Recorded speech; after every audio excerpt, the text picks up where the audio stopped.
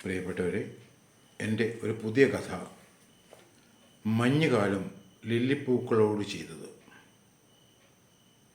1. മഞ്ഞുകാലം വരുന്നത് ആദ്യം അറിയുന്നത് ലില്ലിച്ചെടികളായിരിക്കണം.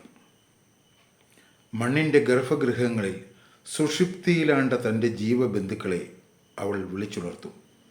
പിന്നെ പ്രതീക്ഷയുടെ നാമ്പുകൾ നീട്ടി മണൽ നിരപ്പിന് മേലെ എത്തി മഞ്ഞ് വരുന്നത് കാത്തിരിക്കും.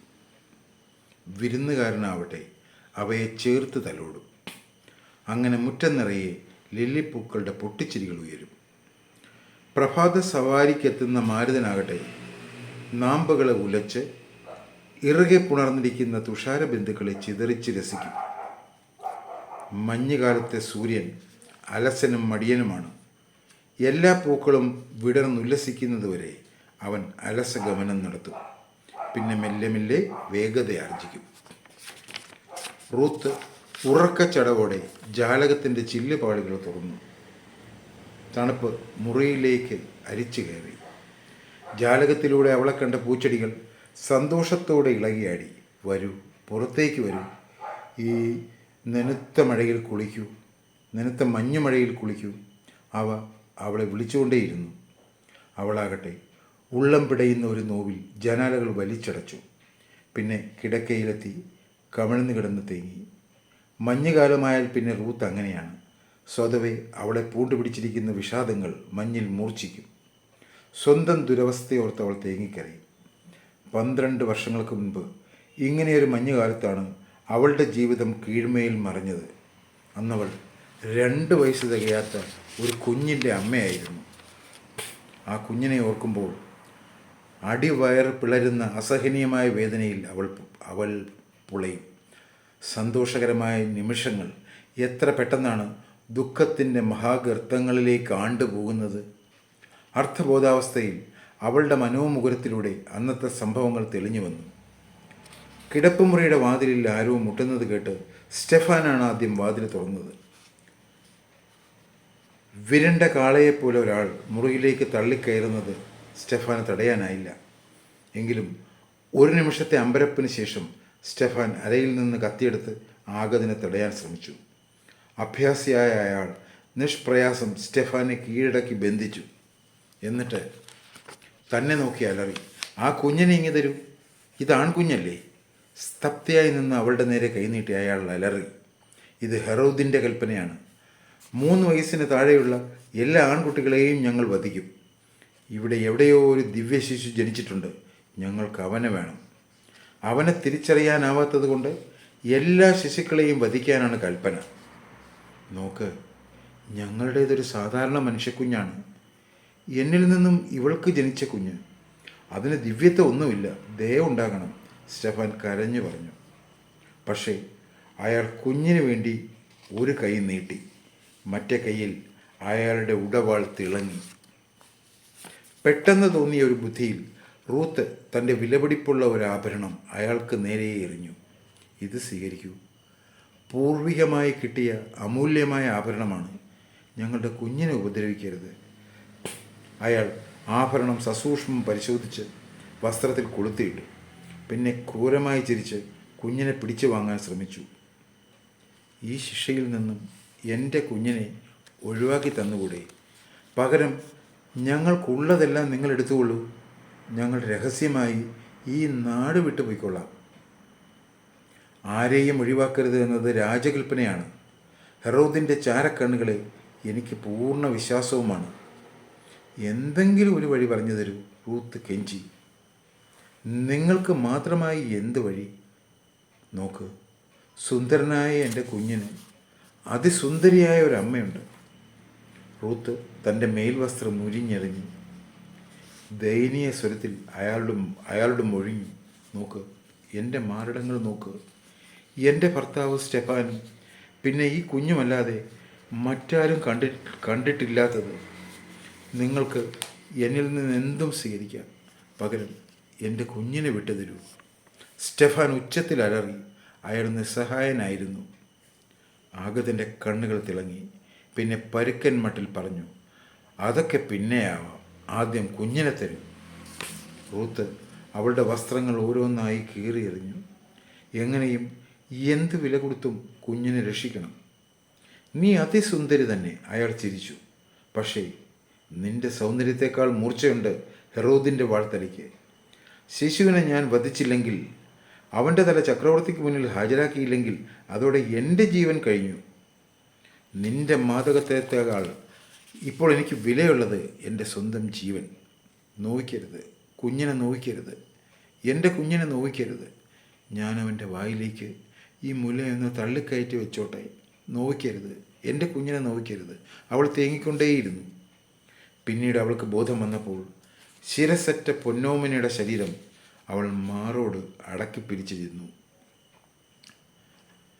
തുറന്നിട്ട വാതിലിലൂടെ അടിച്ചു കയറിയ മഞ്ഞുകാറ്റിൽ എല്ലാ പ്രതീക്ഷകളുമറ്റ് നിസ്സഹായയായ റൂത്ത് പകച്ചിരുന്നു.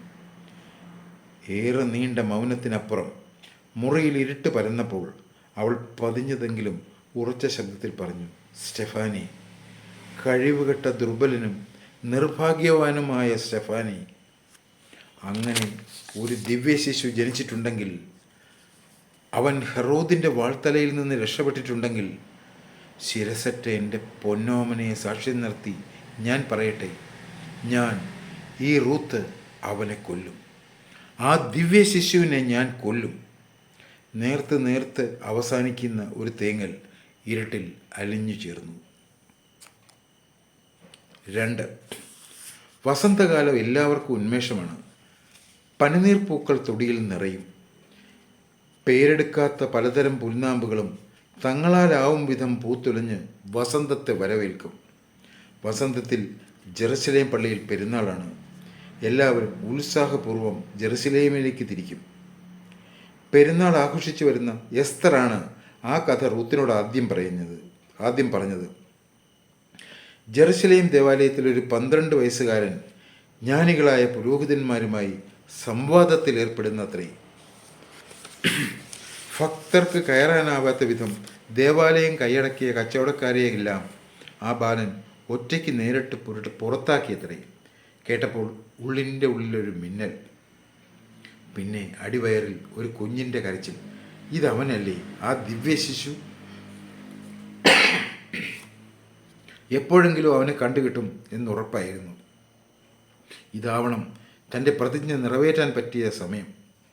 മടിഞ്ഞിരുന്ന സ്റ്റെഫാനെ പറഞ്ഞ് ഉഷാറാക്കി. സുരക്ഷിതമായി സഞ്ചരിക്കാൻ ഒരു കഴുതയെ ഏർപ്പാടാക്കി അവർ ജെറുസലേമിലേക്ക് പുറപ്പെട്ടു. ദിവ്യശിശുവിനെ കണ്ടുപിടിക്കണം. ശിരസറ്റ ഒരു പൈതലിന് കൊടുത്ത വാക്ക് പാലിക്കണം. നല്ല മൂർച്ചയുള്ള 2-3 കത്തികൾ ഒരിക്കൽ കൂടി തേച്ച് മിനുക്കി അവൾ അരയിൽ ഒളിപ്പിച്ചു. കണ്ടാലുടനെ ഒരൊറ്റ കുത്തിന് അവൻ്റെ കഥ കഴിക്കണം. അതോർത്തപ്പോൾ അവൾക്ക് ദേഹമാസകലം ഒരു വിറയൽ ബാധിച്ചു. പാലൂട്ടി മതിവരാത്ത മുലക്കണ്ണുകൾ എഴുന്നു വന്നു. അത് ചുരത്തിയ അമൃത് ശിരസറ്റ പിഞ്ചു ചുണ്ടുകളിൽ പകർന്നതും തൻ്റെ കുഞ്ഞ് ജീവൻ വീണ്ടെടുക്കുന്നതും അവൾ സ്വപ്നം കണ്ടു.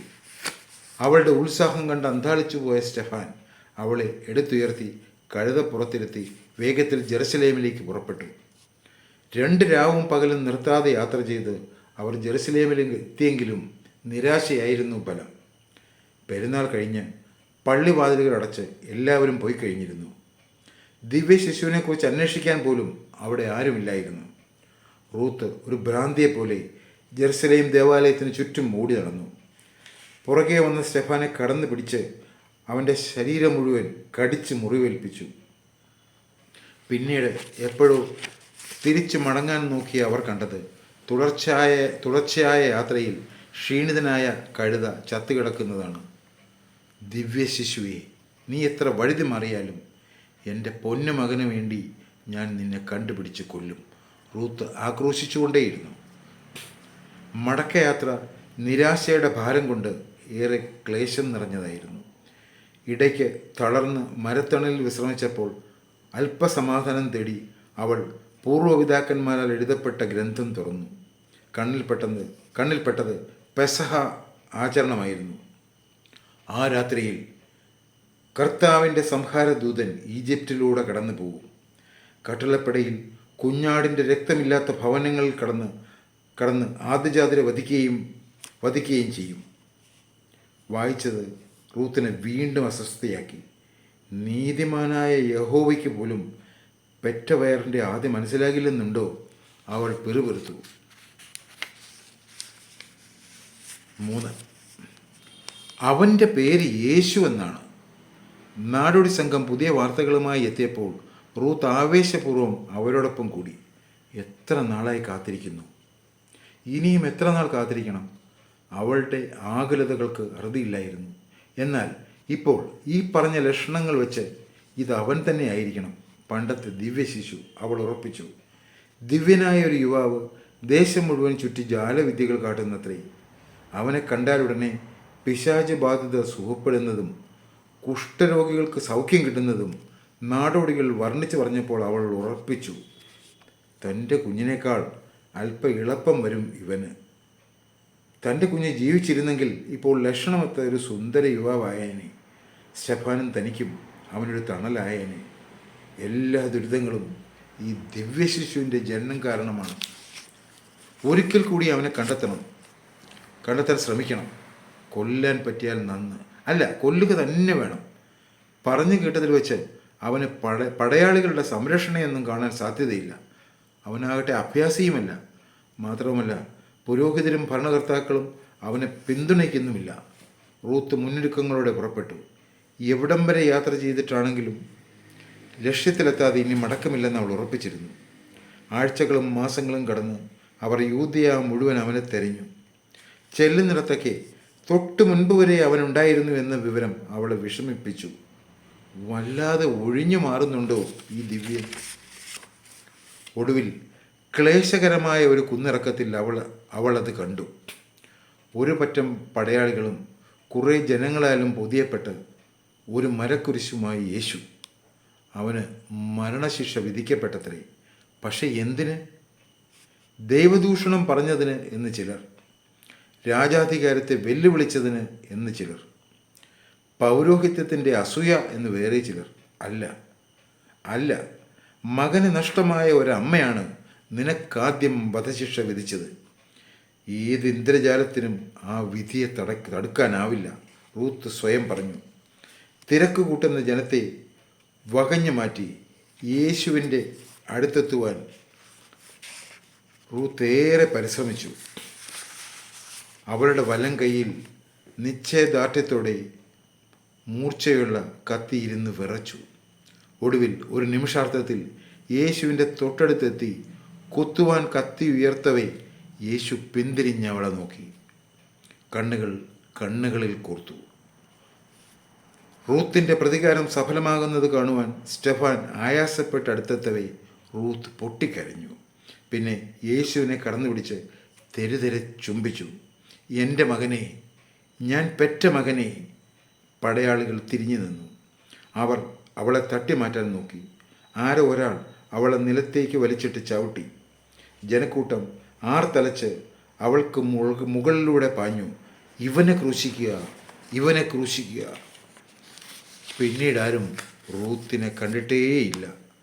നൂറ്റാണ്ടുകൾക്കിപ്പുറവും മഞ്ഞുകാലമെത്തിയാൽ ആ തെരുവീഥികളിൽ ഒരു ലില്ലിപുഷ്പം വിടരും. പ്രഭാതത്തിൽ തുഷാരബിന്ദുക്കൾ അതിൻ്റെ ദലങ്ങളിൽ ചുംബിക്കും. ഒരു ചെറുകാറ്റെത്തി മെല്ലെ തലോടും. റൂത്ത്, പ്രിയപ്പെട്ട റൂത്ത് എന്ന് കാറ്റ് മൂളിക്കൊണ്ടേയിരിക്കും. Thank you.